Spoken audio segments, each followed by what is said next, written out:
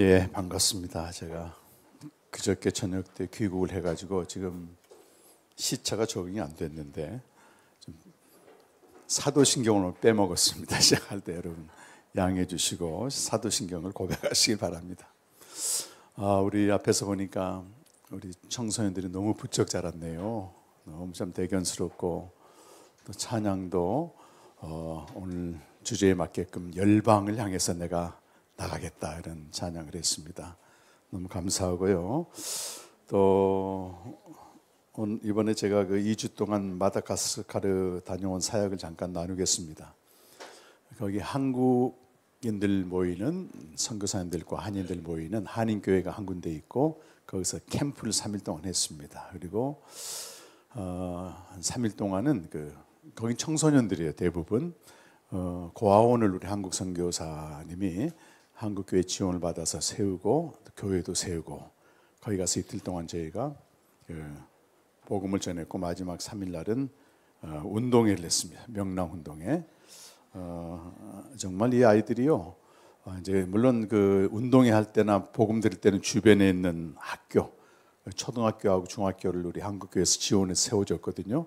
그 학생들이 와가지고 이제 했습니다. 그래서 100명 정도 하게 됐죠. 한번 띄워주시겠습니다. 그리고 이제 세임교단 150개 교회를 갖고 있는 세임교단에서 제가 이제 사역을 했습니다. 이거 마다가스카르 하늘입니다. 어제 우리 한국도 보니까 하늘이 굉장히 맑더라고요. 근데 거기는 항상 이렇습니다. 지금 어디를 눌려야지 이렇게 옮겨지나요? 아래 거? 저희가 이제 새벽 한 2시, 3시 일어나서 사역자들이 이번에 여러 명이 같이 갔는데 주님과 이렇게 교제를 한 2-3시간 하고 또 새벽 아침을 먹습니다. 5시 반쯤에. 그리고 이제 1시간 동안 서로 교제 모임을 하면서 그날 사역을 해서 준비하고 기도하고 참 이 교제 모임이 사역보다 더 중요한 것 같아요. 여러분 일상을 시작하기 전에 주님과 깊이 교제하고 이제 하루 시작하듯이 하나님이 이렇게 교제 모임을 한 7시에 출발했습니다. 사역지로. 이제 한인교회에서 저희가 캠프했던 내용이고요. 한인교회 예배 드리는 모습입니다. 여기가 이제 100명 정도 되는 첫날은 초등학교, 둘째 날은 이제 중고등학생들 복음을 전했는데요. 지금 놀이하는 걸 사진 찍었는데 1시간 정도 말씀을 전하는데 꼼짝 않고 듣습니다. 말씀을 잘 듣는 훈련이 돼 있었고 이제 명랑운동회 아주 재밌게 아이들이 태어나서 처음 이런 기쁨의 시간을 가졌다고 본인들이 고백을 했다고 합니다. 여기가 거기 이제 고아원 해놓은 자리고요. 우리 권사님이 어린이들에게 복음 전하고 사모님이 전한 내용이고 이건 이제 우리 세임교단 한 100여 명 목회자와 중직자들에게 3박 4일 동안 이제 호텔을 빌려서 이렇게 전했습니다. 말씀 잘 듣죠? 이제 우리 강사들 쭉 나오고 통역한 우리 형제가 정요한 형제인데 지금 프랑스에서 공부하고 있습니다. 역사 공부를 하고 있고 내년에는 신학교 가서 아마 목사가 되는데 제 기억으로는 한 10살 때부터 계속 이 복음 생명의 말씀을 듣고 캠프에 와가지고요. 지금 앞이 잘 못 보거든요. 근데 이게 성경책을 보려면 딱 초점 시력이 조금 남아 있어요. 완전히 붙여서 해야 되는데 공부하고 또 말씀 묵상하고 이번에 통역을 작년보다 더 잘했던 것 같아요. 이거는 이제 현지교회 방문한 내용이고 프랑스어를 쓰는 교회가 있습니다. 마다가스카르에. 거기 제가 설교한 내용입니다. 통역은 요한 형제가 했고 주일날 한인교회에서 우리 손영호 목사님이 이제 여기를 저희가 이제 마지막 날 갔는데요. 여기는 아카니 센터라고 해가지고 마다가스카르 중에서도 가장 극빈이라고도 할 수 없습니다. 최빈층인데 쓰레기 마을입니다. 그래서 태어날 때부터 아이들이 쓰레기더미에서 이렇게 태어나서 호적도 없어요. 근데 거기에 이제 센터를 세워서 한국인 선교사님이 10년 전부터 아이들 데려다가 씻기고 하루 한 끼 먹이고 그리고 집으로 돌려보내면 이 아이들은 이제 지금 통역하면서 복음을 전하고 있죠. 저희가 쓰레기 마을을 방문했는데 눈뜨고는 볼 수 없습니다. 이게 정말 냄새도 심하고요. 근데 여기 아무나 들어갈 수도 없어요. 근데 우리 선교사님이, 이분이 이제 그 호주에서 오신 선교사님인데 이번에 캠프 때 은혜도 많이 받았어요. 저분이 이제 의사 부인으로서 정말 화려하게 사셨더라고요. 벤치를 굴리면서 아무 부족함이 없이 살았는데 깊은 우울증에 시달려가지고 고통을 당하다가 남편을 따라서 선교를 왔는데 이 아이들을 만난 거예요. 이 아이들을. 그래가지고 정말 가봤더니 거침없이 아이들을 끌어안고 먹이고 하는데요. 아이들이 자기에게 선물이 되었다. 그래서 이번에 은혜를 가장 많이 받은 분 중에 한 분입니다. 근데 아이들이 이렇게 씻어서 돌려보내면 쓰레기 마을이거든요. 낮에는 아이들이 구걸을 하고 밤에는 이제 쓰레기가 이렇게 덤프트럭에 와서 쓰레기를 버립니다. 그럼 아이들이 그 속에 들어가서 이런 플라스틱 병이나 이런 건져오는데 그러다 보니까 다치기도 하고 발에 베이기도 하고 어떻게 이런 곳이 있나 그래서 그 NGO 단체에서 그 땅을 사가지고 집을 다 지어주고 농사를 짓게 다 했어요. 이 사람들. 근데 이들이 다시 돌아옵니다. 왜냐하면 농사는 심고 기다리는 시간이 있잖아요. 근데 구걸은 바로 가서 구걸하면 돈이 나오니까. 그래서 실패했답니다. 근데 그건 그렇다 치고 거기서 태어난 아이들이 무슨 죄가 있을까 생각을 했어요. 아이들은 부모를 선택할 수도 없고 또 나라를 선택할 수도 없고 그냥 삽니다. 근데 이 아이들에게 복음을 듣는데 훈련이 돼서 그런지 정말 잘 듣고 강사가 물어보면 대답도 잘하고 1시간 정도 복음을 전했거든요, 우리가. 근데 잘 들었어요. 그리고 이제 마지막에는 한국말로 그 싹트네 그 찬양 있잖아요. 그걸 율동으로 했는데 영상이 안 나온다고 합니다. 그래서 여러분 단톡에 올렸으니까 한번 보시고요. 정말 생명의 말씀이 싹이 터서 그 아이들이 하나님의 사람으로 자라길 정말 바라는 제 인상적인 이번에 사역이었습니다. 그리고 여기는 우리 사역자들이고 이제 바오밥 나무 이렇게 이제 다 됐습니다.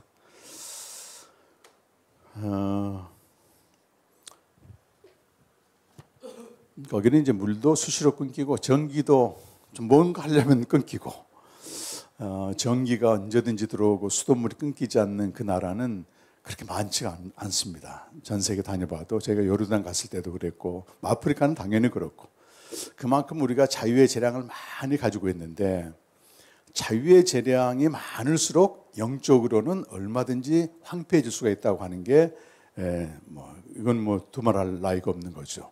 그래서 자유의 재량을 오늘 찬양한 대로 늘 십자가에 못 박고 주와 복음을 위해서 특히 우리 청소년들이 살아가길 간절히 축원합니다. 이번 저는 개인적으로 3번의 그 사역을 통해서 하나님 주신 큰 은혜가 있었습니다. 그래서 그걸 여러분과 좀 나누려고 합니다. 에덴 동산에서 벌어진 우주적이고 영적인 전쟁이 있습니다. 보이진 않지만 지금도 이 전쟁이 계속되고 있어요. 하나님이 아담을 창조하실 때는 분명한 목적을 가지고 창조합니다. 아담은 만들어진 생명이지만 하나님으로부터 태어나는 생명, 영생이죠. 영생을 약속받고 아담이 만들어졌습니다. 그러니까 만들어진 생명과 태어난 생명이 다르죠. 그래서 로마서 5장 14절에서는 아담은 오실 자의 모형, 오실 그리스도의 모형이 돼. 그래서 그리스도가 본체시고 그가 오셔서 그 안에 있는 생명을 우리에게 줘야 되는 것입니다. 그래서 우리 모두는 땅에서 태어나지만 우리가 예수님을 영접하게 되면 생명을 가진 그분을 영접함으로 저 가장 높은 생명으로 태어난 것입니다. 하나님의 자녀로. 그런데 아담에게는 하나님이 아들의 형상대로 지음받아서 말씀에 순종하여 하나님과 교제할 수 있는 특권을 주신 거예요. 하나님이. 근데 순종하려면 뭐가 있어야 돼요? 순종할 계명이 있어야 되잖아. 그래서 계명을 최초로 주신 게 창세기 2장 16절과 17절에 있는 말씀입니다. 한번 읽어보겠습니다. 창세기 2장 16절과 17절 시작. 여호와 하나님이 그 사람에게 명하여 이르시되 동산 각종 나무의 열매는 내가 임의로 먹되 선악을 알게 한 나무의 열매는 먹지 말라. 내가 먹는 날에는 반드시 죽으라. 자 보세요 여러분. 동산 각종 나무의 열매는 임의로 먹다, 그 말은 원문에는 먹고 또 먹고 동사를 반복해 쓰고, 뒤에 있는 한 가지 조건이 뭐냐면 그러나 선악을 알게 하는 나무의 열매는 먹지 말라. 먹지 말라. 이건 금했습니다. 그래서 뒤에 먹는다는 어떻게 된다 그랬어요? 반드시 죽으라고 되어 있는데 원문에는 강조였고 죽고 또 죽는다. 아주 강조해서 얘기를 했습니다. 근데 여러분, 이렇게 계명이 주어지니까 갑자기 보이지 않던 뱀이 등장하는 거예요. 뱀은 요한계시록 12장 9절에서는 마귀 또는 사탄이라고 말합니다. 계명이 주어지니까 죄의 세력인 뱀이 등장을 합니다. 그래서 이렇게 말해요. 진짜 하나님이 그거 먹지 말라고 했느냐? 이렇게 물었단 말이에요. 근데 우리 조금 전에 읽었던 하나님의 계명과 그럼 여자가 하나님의 말씀에 이렇습니다, 이렇게 대답한 내용을 한번 보십시오. 여러분 3장 2절 3절 여자가 이렇게 말합니다. 같이 읽어보겠습니다. 여자가 뱀에게 말하되 동산 나무의 열매를 우리가 먹을 수 있으나 동산 중앙에 있는 나무의 열매는 하나님의 말씀에 너희는 먹지도 말고 만지지도 말라 너희가 죽을까 하노라 하셨느니라. 조금 전에 읽었던 하나님의 계명과 정확해요? 정확하지 않아요? 조금 전에 읽었던 계명은 뭐였어요? 동산 앞에 있는 맞아요. 동산 나무의 열매는 먹고 먹으라. 근데 두 번째가 문제가 돼. 선악을 알게 한 나무의 열매는 이렇게 말씀하셨죠.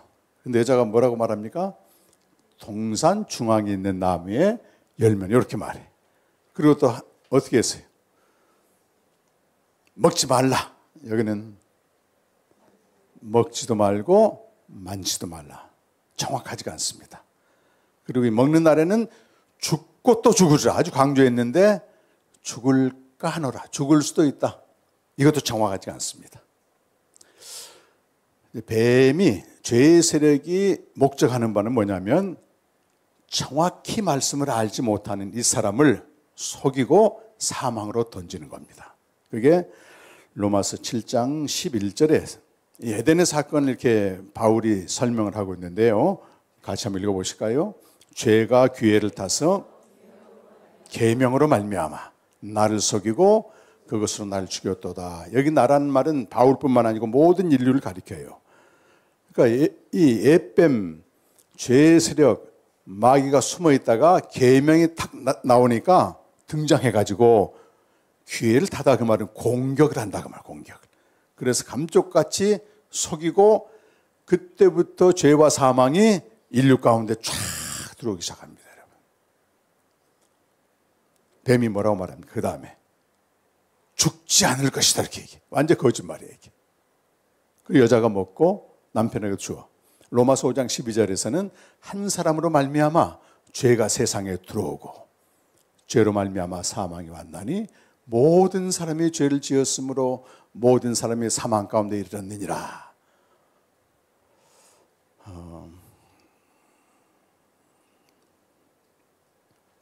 누구를 공격했습니까, 여러분? 말씀을 정확히 알지 못하는 사람을 공격합니다. 여러분. 속입니다. 근데 속일 때는요, 속임당하는 자는 전혀 몰라. 근데 분명한 건 사망 가운데 있는 거예요, 사망 가운데. 하나님이 그러나 포기하지 않습니다. 하나님이 뱀을 저주하면서 이렇게 말해요. 창세기 3장 15절 말씀인데요. 이것이 이제 최초로 선포된 복음입니다. 시작. 내가 너로 여자와 원수가 되게 하고, 다 같이 크게 읽어봅시다. 복음이 있기 때문에 내가 너로 여자와 원수가 되게 하고 내 후손도 여자의 후손과 원수가 되게 하리니 여자의 후손은 내 머리를 상하게 할 것이요 너는 그의 발꿈치를 상하게 할 것이나. 여러분 얼마나 통쾌합니까, 여러분? 우리 인간, 속임당한 인간은 뱀이나 뱀의 세력, 뱀이 표현하는 사탄이나 마귀 이길 수 없습니다. 그런데 하나님이 여기서 통쾌한 복수국을 선포하고 있는 것입니다. 내가 너를 여자와 원수가 되게 하고 내 후손도 여자의 후손과 원수가 되게 하리니, 여기 여자의 후손은요, 장차 이 땅에 오실 하나님의 아들 그리스도를 말합니다, 여러분. 근데 그리스도가 여자 뱀의 머리를 상하게 한다, 완전히 무력하게 만드는데 그 대신 이 뱀은 여자의 후손의 발꿈치를 잡는다. 이것은 십자가 사건을 말하는 거예요. 뱀이 사탄이 사람들 충동해서 예수님 십자가에 못 박았는데 예수님은 그가 십자가에 죽으심으로써 죄의 세력을 완전히 멸하십니다. 이것이 히브리서 2장 14절에 있는 말씀이에요. 그때 선포를 해놓습니다. 그러니까 이때부터 이제 하나님의 아들이 어떻게 오시냐면 고난당하시고 십자가에 죽으시고 3일 만에 부활하신 그리스도로 약속이 됩니다. 구약의 모든 성경 그리고 선지자들은 하나같이 동일하게 그리스도를 증거하는데 그 그리스도가 오시게 되면 우리를 잘 살게 하고 잘 먹게 하고 형통하게 하는 그런 세상의 왕 같은 존재가 아니고 그가 고난당하시고 죽임당하시고 그러나 3일 만에 살아나셔서 우리에게 여전히 약속대로 생명을 주신다고 하는 확실한 증거입니다. 이것이 베드로전서 1장 10절과 11절, 로마서 1장 2절, 그리고 예수님이 직접 누가복음 24장 26절, 27절, 44절, 46절까지 구약 성경에서 증거하는 그리스도는 고난당하고 죽임당하고 부활한 그리스도다. 그 그리스도가 오셨습니다, 여러분. 여자의 후손. 모든 사람은 남자의 후손에서 태어난 죄인으로 태어나지만 오직 한 분 하나님의 아들은 성령으로 잉태, 죄인에게서 잉태되지 않습니다. 처녀의 몸에서 나십니다. 여자의 후손으로 오셨죠. 그리고 그분은 뭘 하시는 거예요 이제? 고난당하고 죽임당하고 부활하시는 그리스도의 길 가시는 겁니다. 근데 처음에 예수님이 왔을 때 많은 제자들이 따랐습니다. 저분의 능력을 보니까 와 대단한 능력, 말씀도 탁월하고 병자도 고치고 귀신도 쫓아내고 막 오병이어 물고기 2마리와 떡 5개로 5,000명을 모이고 야 센세이션을 일으켜 이 사람이. 예수님 제자들이 자기의 모든 삶을 버리고 예수님을 따라갑니다. 이렇게. 3년쯤 됐을 때 예수님이 이제 물어보는 거예요. 자기가 이제 십자가의 길 가기 위해서 성경대로 죽으시고 성경대로 부활하신 그 진짜 그리스도의 길 가려고 하는 그 마당에 제자들에게 물어봐요. 사람들이 날 누구라고 하더냐. 우리 친구들도 찬양도 하고 예배 드리는데 그 주님과 1대1로 한번 질문을 주고받아야 돼. 사람들이 날 누구라고 하느냐. 여러분 교회 안 다니는 친구들이 예수를 누구라고 얘기합니까? 여러 가지로 얘기할 수 있어요. 종교는 똑같으니까 부처님 믿으나 예수 믿으나 모함미드 믿으나 비슷하다. 이렇게 얘기할 수 있습니다. 그런데 예수님은 그 다음에 뭐라고 말하냐면 그러면 너는 나를 누구라고 하느냐 이렇게 얘기하는 거예요. 3년 동안 모든 걸 버리고 헌신하고 예수님을 따라오고 함께 살고 오늘 예수님께 찬양 드리고 또 말씀을 공부하고 열심히 예배 드리는 너희는 나를 누구라고 하느냐. 주진 예수님을 누구라고 할까? 응?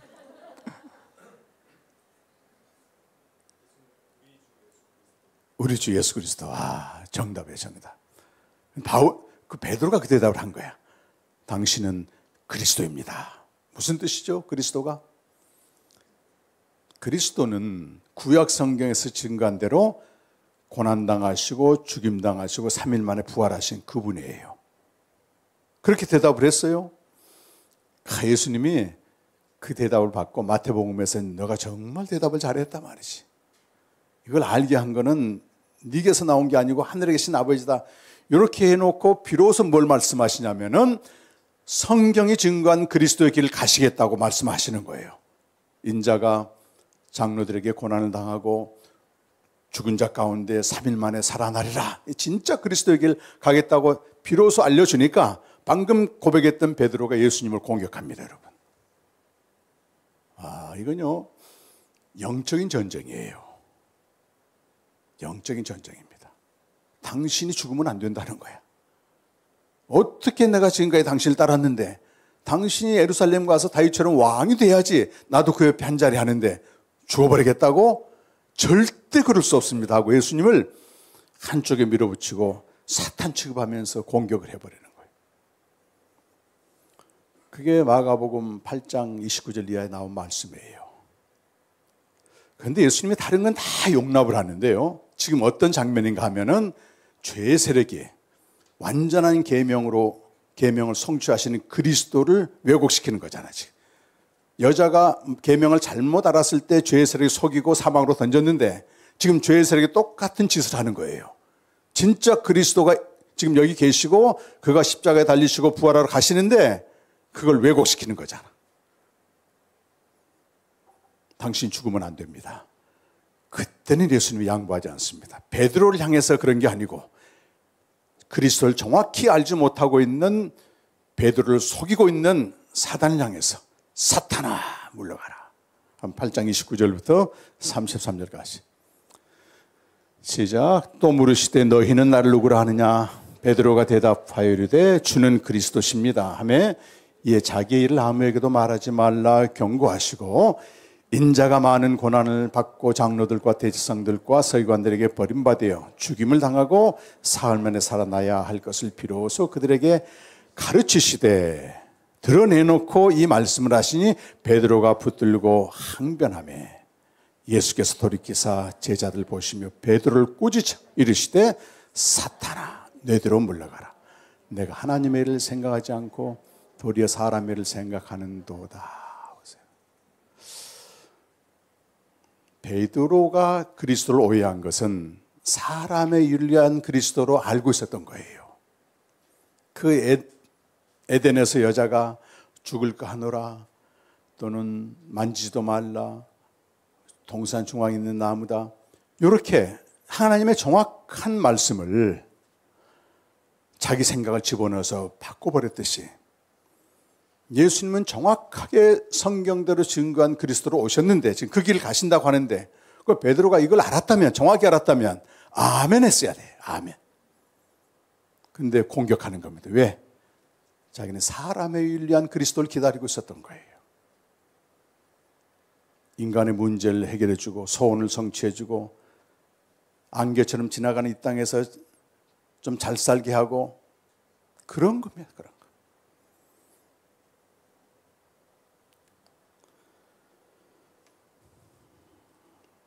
베드로가 어떤 사람이에요, 여러분?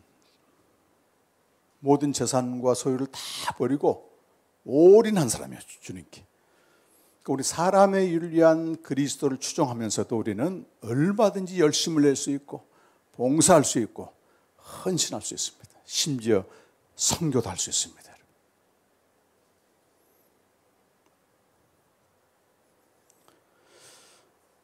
기독교 역사에서 이 사람의 일을 위한 그리스도를 추정했을 때 그 길은 크고 넓은 문을 만듭니다.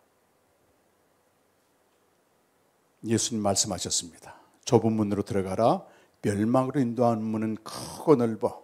찾는 이가 많은 다에는 찾는 이가 많은 이 교회나 기독교나 집단은요 거의 100% 사람의 일을 선포합니다. 여러분 하나님이 여러분 사랑하십니다. 하나님 여러분 축복하십니다. 여러분 문제 있으면 기도하십시오. 하나님 응답하실 것입니다. 번듯하고 번성하는 이 삶을 추구하게 되어 있습니다. 여러분.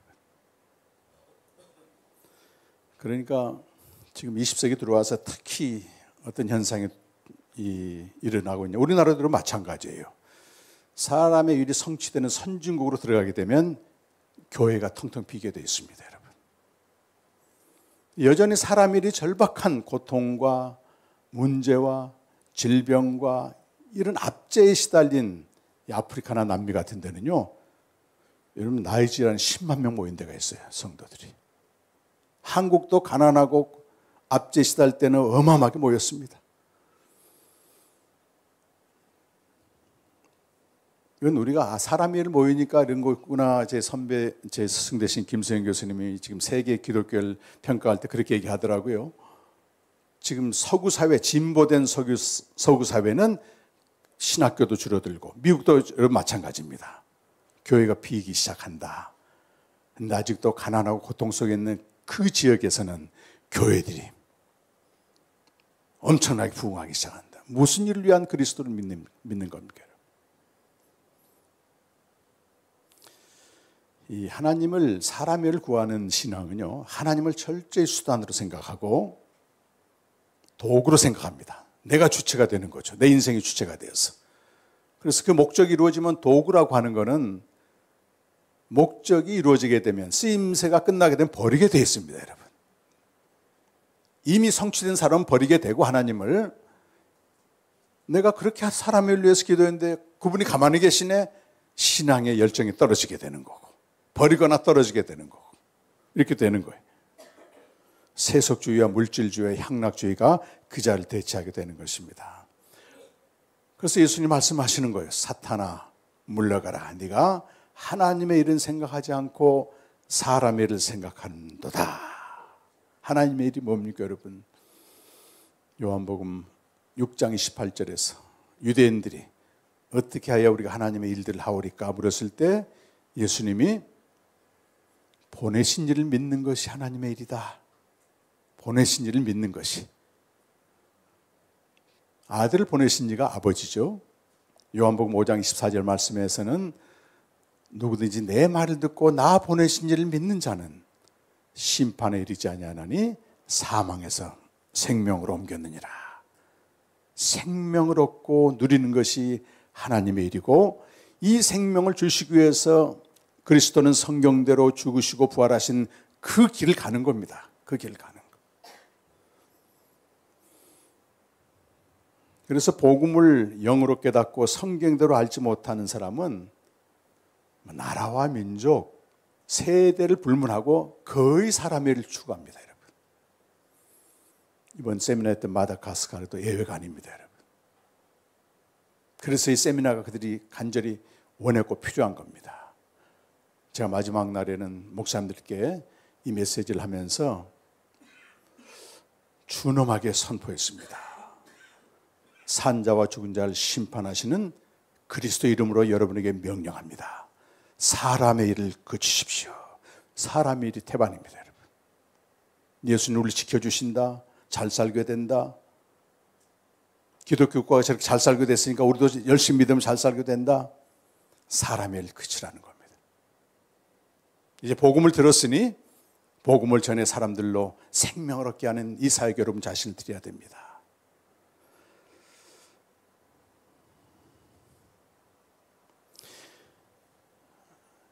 이 오늘 본문에 보면요, 제자들뿐만 아니고 당시의 대부분의 유대인들이 사람을 위한 그리스도를 기다리다가 예수님이 다른 길로 가기 때문에 그를 십자가에 못 박은 겁니다, 여러분.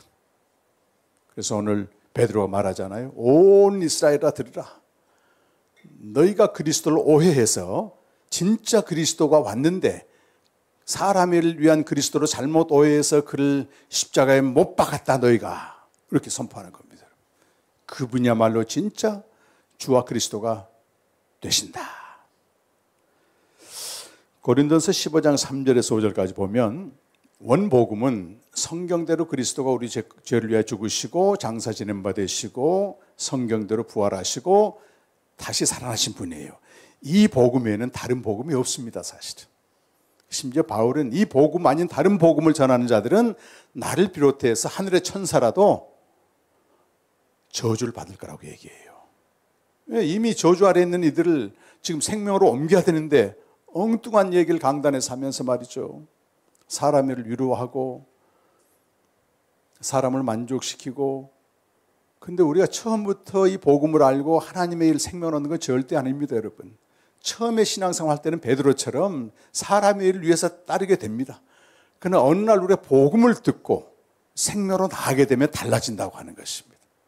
그래서 우리 교회가 귀한 겁니다, 여러분. 귀한 겁니다. 더더구나 우리 조 목사님 얼마나 정확히 가르쳐요, 정확히.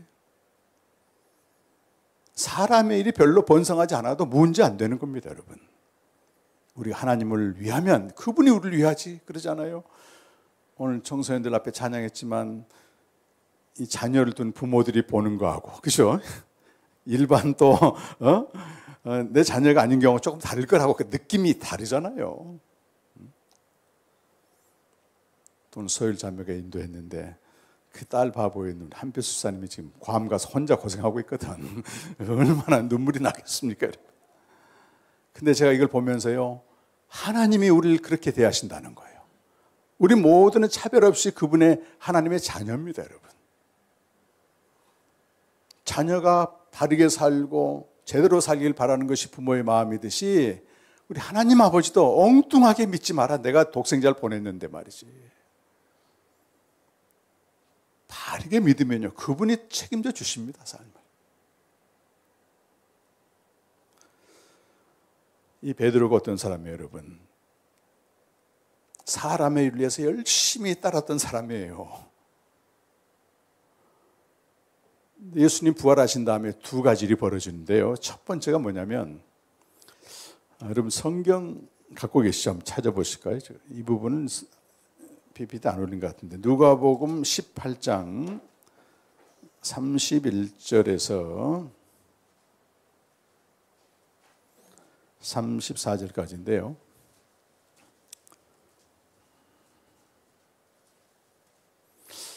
예수님이 세 번씩이나 내가 예루살렘에 가면 고난당하고 죽임당하고 부활한다는 얘기를 세 번씩이나 했어요. 성경대로 오신 그리스도의 길을 가신다고 말씀하셨거든요. 11절 34절까지 한번 읽어보겠습니다. 예수께서 12제자를 데리시고 이르시되 보라 우리가 예루살렘으로 올라가노니 선지자들 통하여 기록된 모든 것이 인자에게 응하리라. 인자가 이방인들에게 넘겨져 희롱을 당하고 능욕을 당하고 침뱉음을 당하겠으며 그들은 채찍질하고 그를 죽일 것이나 그는 3일 만에 살아나리라 하시되 제자들이 이것을 하나도 깨닫지 못하였으니 그 말씀이 감추었으므로 그들이 그 이르신 바를 알지 못하였더라. 그러니까 예수님이 세 번씩이나 이런 말씀을 분명히 하셨단 말이에요. 난 선지자들이 증거한 진짜 그리스도의 길 간다 그랬는데 깨닫지 못해 이게. 그 말씀이 감추어졌어요. 그런데 예수님이 부활하셔서 하신 중요한 일이 한 가지가 있는데 한번 읽어보겠습니다. 누가복음 24장 44절에서 49절 말씀이에요. 부활하셔서 제자들에게 나타났습니다. 자, 시작. 또 이르시되 내가 너희와 함께 있을 때에 너에게 말한 바 곧 모세의 율법과 선지자의 글과 시편요. 모세의 글과 선지자의 글과 시편은 구약 성경을 말합니다, 여러분. 나를 가리켜 기록된 모든 것이 이루어져야 하리라 한 말이 바로 이것이다. 그 다음에 읽어보니까 이에 그들의 마음을 열어 뭘 깨닫게 합니까? 성경을 깨닫게 하는 거예요. 무슨 성경을 깨닫습니까? 구약 성경에서 말하는 그리스도는 죽으시고 부활하신 분이다. 그걸 그때서 깨닫게 하시는 거예요. 예수님 부활하시기 전에는 감춰져서 깨닫지 못했으니까 제자들 또 도리가 없는 겁니다. 도리가. 그래서 예수님 십자가 달리실 때 다 도망간 거예요. 근데 예수님이 성경을 풀어서 알려주신 겁니다. 그러면서 이렇게 말해요. 이르시되 이같이 그리스도가 고난을 당하고 제3일에 죽은 자 가운데 살아날 것, 이걸 구약 성경에 가르친다는 거예요. 그 다음에 46절 7절 47절 또 그의 이름으로 제3을 받게 하는 회개가 예루살렘에 시작하여 모든 족속에게 전파될 것이 기록되었으니 너희는 모든 일의 증인이라. 성경대로 죽으시고 부활하신 그리스도를 전하여 사람들에게 생명을 얻게 하는 이 일의 증인이 되라는 거예요. 이 일에. 그런데 이것이 사도행전 1장 8절 오면 약술에서 나옵니다. 너희가 성령을 받고 권능을 받으면 예루살렘에 시작하여 온 유대와 사마리아 땅끝까지 내 증인이 되라 예수님 말씀하셨어요. 그건 누가복음 말씀을 다시 요약해서 한 거기 때문에 우리 예루살렘 시작해서 오늘 찬양한 열방의 예수의 증인되는 것은 내가 만난 예수, 내가 경험한 예수, 내가 배운 예수를 전하는 게 아니고 성경대로 죽으시고 부활하셔서 생명을 주신 그 일에 대해서 증인이 되라고 하는 거예요. 다른 게 증인이 아니고. 베드로가 변했습니다, 여러분 이제. 그리고 너희 힘으로 하지 말고 위로부터 능력이 입힐 때 기다리라고 그랬기 때문에 열흘 동안 기다렸더니 성령이 임했어. 사람들이 많이 모여들었습니다. 그때 베드로가 탁 일어나서 오늘 이 사건은 선지자들이 증거한 대로 죽으시고 부활하신 그리스도의 사건입니다. 제대로 전하는 거예요 이제. 놀랍지 않습니까 여러분? 듣고 있는 사람들 전부 어떤 사람들이에요? 그때는 성령이 충만히 임했습니다. 그러자 너희가 그리스도를 오해해서 사람을 위한 그리스도로 알고 십자가에 못 박았다. 그런 그들이 깜짝 놀래가지고 마음이 찔렸단 말이죠. 형제들 어찌하면 좋겠는가. 그때 회개로 초대합니다. 여러분. 너희가 각각 회개하여 예수 그리스도의 이름으로 세례를 받으라. 그럼 죄의 사함을 받고 성령을 선물로 받아 생명을 얻을 것이다. 이렇게 얘기해. 그때 교회가 세워지는 겁니다. 그때 3,000명이 모였고 초대교회, 최초의 교회가 그렇게 시작되는 겁니다. 사람의 일을 위해서 하나님의 이름을 선포하고 예수의 이름을 팔면요 많이 모입니다. 교회가 아닙니다. 사실은 종교 집단이지. 엄밀히 말하면 종교 집단이에요. 자기 만족을 위한 종교 집단이죠. 종교는 항상 내가 중심이 되는 거예요. 그래서 우리 한국교회도 이 종교에서 진짜 교회로 넘어가야 될 분기점이 있습니다. 그러나 죄의 세력은 지금도 속이고 있습니다. 여러분. 어떤 목사님이 강단에서 사람의 일을 선포할 때 내가 잘못 선포한다고 생각하는 사람 누가 있겠습니까, 여러분? 죄의 세력이 공격하여 그리스도를 정확히 모르고 있는 사람들을 속여버리고 온 교회를 사망으로 끌고 갑니다. 끌고 갑니다, 여러분. 교회마다 분쟁 없는 교회가 없고 다툼 없는 교회가 없고 큰 교회일수록 물질로 인해서 다 시험 들고 10년만 지나보십시오, 여러분. 거의 초토화됩니다. 그러나 사람의 유리한 그리스도를 선포하는 교회는 무너지는 게 하나님의 공의입니다, 여러분. 무너지는 게 하나님의 공의입니다. 여러분.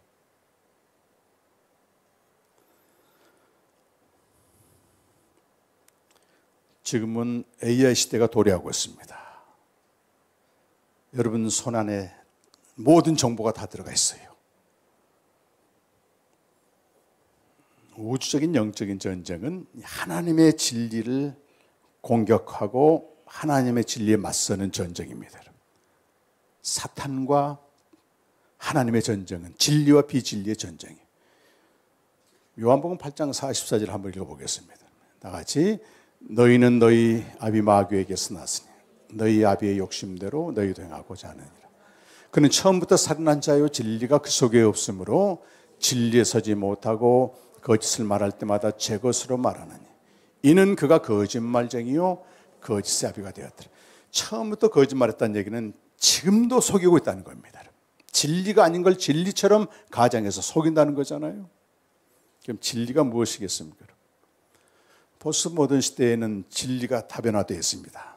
내가 알고 추정하는 게 다 진리예요. 그러니까 이쪽 우파나 좌파 다 자기가 진리라고 얘기해요. 성경으로 가야 됩니다. 성경으로 가야 됩니다. 성경에서는 진리와 비진리 이렇게 말해요. 요한에서 2장 21절과 22절 이 말씀 잘 보십시오, 여러분. 이 말씀의 대상은 생명을 얻은 성도들 지금 대상으로 하고 있는 거예요. 아주 모르는 사람들이 아닙니다. 근데 영지주의라고 하는 그 이단이 등장해서 왜곡시키는 겁니다. 자, 읽어보겠습니다. 내가 너에게 쓰는 것은 너희가 진리를 알지 못하기 때문이 아니라 알기 때문이요. 또 모든 거짓은 진리에서 나지 않니. 거짓말한 자가 누구냐? 예수께서 그리스도의 심을 부인하는 자가 아니냐. 아버지와 아들 부인하는 자가 그가 적그리스도나. 여러분 진리의 반대 개념은 거짓인데 진리에서 나지 않는 모든 것은 거짓이라고 선언해요. 요한 사도가. 근데 뭐가 대체 진리고 뭐가 거짓말이냐? 21절 보시면 22절 거짓말하는 자가 누구냐는 거예요, 여러분. 누가 거짓입니까, 여러분? 무엇이 진리입니까, 여러분? 예수가 그리스도의 심을 부인하는 자라고 얘기하는 겁니다. 예수는 어떤 그리스도예요? 죽으시고 부활하신 그 그리스도를 부인하는 자는 모두가 거짓입니다, 여러분. 아무리 거창하게 여기서 외쳐도 거짓입니다, 여러분. 무서운 말씀입니다. 그리고 또 뭐가 거짓이라고 되어 있어요? 아버지와 아들 부인하는 자. 예수와 그리스도는 복음이고 복음을 통해 우리는 매일 아버지와 아들을 아는 생명의 교제에 참여하는 것입니다. 그것이 아닌 모든 것은 거짓이라고 선언하고 있는 거예요. 지금 영지주의 겨냥해서 하는 말이거든요. 안타깝게도 AD 150년 전후에서 이 초대교회가 몬타니즘, 마르시온, 영지주의인 3대 이단에 시달립니다. 마르시온은 구약의 하나님은 진노의 하나님이니까 없다. 사랑의 하나님만 존재한다. 바울 서신만 성경으로 채택하는 사람들이고, 몬타니즘은 몬타니우스 자기가 성령이라는 겁니다. 오늘날 이만희와 똑같은 사람이에요. 계시록을 왜곡하고. 영지주의는 좀 다릅니다, 여러분. 영과 육을 구별하고 영은 깨끗하고 육은 더러운 것이 절대 아닙니다, 여러분. 구약에서 영혼이란 말, 내 영혼이 주를 찬양합니다. 이거 전부 히브리어로 네펫이라고 되어 있는데 이건 몸을 말해요. 몸까지 포함된 생명 자체를 말하는 것입니다. 헬라적 언어로 갈라놓고 무엇보다도 영적인 지식은 영지는 아무한테나 주는 게 아니다. 특별한 사람한테만 주기 때문에 그 사람에게 와서 배워야 된다는 겁니다. 여러분. 근데 사도 요한이 거기서 겨냥해서 뭐래? 아니다 말이지.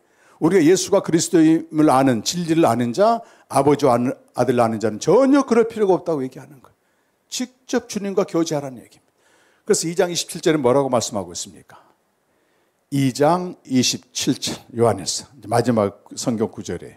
시작. 너희는 주께 받은 바 기름 부음이 너희 안에 거하나니 아무도 너희를 가르칠 필요가 없고 오직 그의 기름 부음이 모든 것을 너희 가르치며 참되고 거짓이 없으니 너희를 가르친 그대로 주 안에 가라. 이 사람들이 생명의 교제를 하는 사람들이에요. 이런 사람 우리 안에 성령께서 직접 가르쳐 주신다고 하는 것입니다. 지금 AI가 시작되고 챗GPT가 시작되면서 그게 일반 상식에는 필요한 거지만요, 오직 성령으로만 알 수 있는 진리를 이 챗GPT를 통해서 아는 것은 무서운 기만입니다, 여러분. 지금 젊은 목회자들한테는 이게 너무 범람되고 있습니다. 챗GPT에 몇 장 몇 절 딱 집어넣고 설교를 만들어 달라고 하게 되면요, 애화까지 쫙 해서 나와요. 무서운 시대가 도래하고 있습니다. 대놓고 기만당하고 있는 거예요. 이번에도 한인 캠퍼스 캠프 할 때 그 챗GPT를 가지고 전부 찾아서 여기서 선포되는 엄청난 진리의 말씀을 반박한 사람도 있었어요, 여러분. 남의 일이 아닙니다, 여러분. 에덴에서 뱀이 유혹하는 대상은 생명의 교제를 통해서 성령으로만 알 수 있는 진리, 이것을 인간 이성의 집합체인 챗GPT나 이런 걸로 대체하려고 하는 것입니다. 오스기니스가 저항이라는 책을 썼는데 원 제목은 임파서블이에요. 불가능한 자들이라는 책입니다. 그러면서 그 책에서는 고대로부터 현대까지 모든 우상의 개념을 설명하면서 우리가 어떻게 속임당하고 있는가를 쭉 설명을 해요. 현대의 우상도 다 들어가 있습니다. 근데 마지막 결론이 이겁니다, 여러분. 매일 성경을 진지하게 연구하는 사람은 그 어떤 우상도 당할 수가 없다 얘기하는 겁니다. 당할 수 없습니다, 여러분. 죄의 세력이 속이고 사망에 이르게 하는 사람의 윤리한 신앙을 이제는 그쳐야 됩니다, 여러분. 우리 교회 여러분으로 족합니다, 사실은. 몇만 명이 중요한 게 아닙니다, 여러분. 어느 시대나 씨앗을 잡고 있는 거잖아요, 여러분. 하나님의 이르는 생명의 삶을 사셔야 됩니다, 여러분. 제가 오늘 묵상한 말씀은 에스겔서 18장 말씀이었는데 하나님의 심판을 받아서 바벨론 포로로 끌려와 있어요, 이 사람들이. 이 사람들 수근수근해. 우리가 뭘 잘못했냐 말이지. 우리 조상들이 잘못해서 여기 끌려왔단 말이지. 하나님에 대해서 원망 불평을 계속하고 있는 거예요.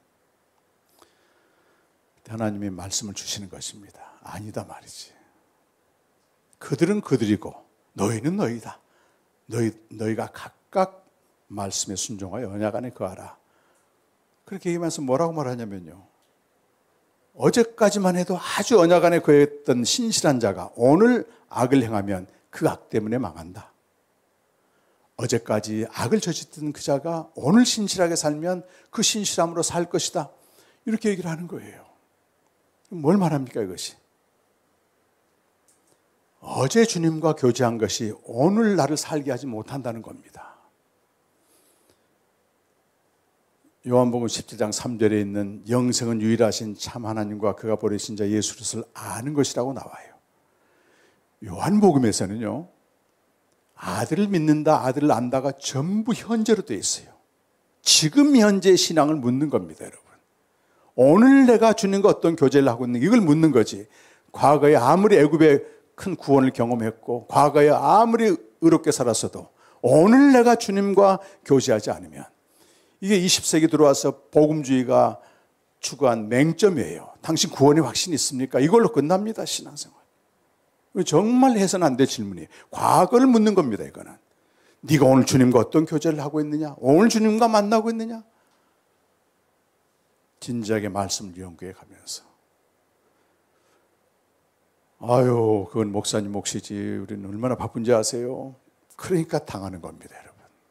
그 안에 하늘로부터는 어떤 기쁨이나 평안이나 충만한 샘 솟는 기쁨으로 이 여기서 펄쩍펄쩍 뛰면서 지금 사망 가운데 있는 이들에게 생명을 흘러보내야 되는데 그러지 못하고 있는, 다시 한 번 더 시작하십시다. 여러분, 이미 하시는 분들은 계속해서 하시고, 신앙은 오늘 현재를 묻는 겁니다. 여러분, 죄의 살에게 더 이상 속임당하지 말고. 정말 감사하잖아요. 내가 어떻게 하다 복음 충식을 왔는지 모르지만 저는 은행원 출신이라서 그런지 몰라도요, 정확하지 않으면 넘어가질 않아요. 또 조 목사님은 또 이과 출신이라 그런지 나보다 더 정확해. 정확해. 이건 축복입니다. 여러분, 이걸 가볍게 여기지 마시고 몸의 지체로서 매일 주님과 씨름하면서 말씀으로 살아보십시오. 여러분, 지금부터 우리 청소년들 몸의 밴 습관으로 해보세요. 여러분, 30분이라도. 그래야만 오늘 드렸던 찬양이 헛것이 아니지. 사랑하고 축복합니다. 기도하겠습니다. 다 같이.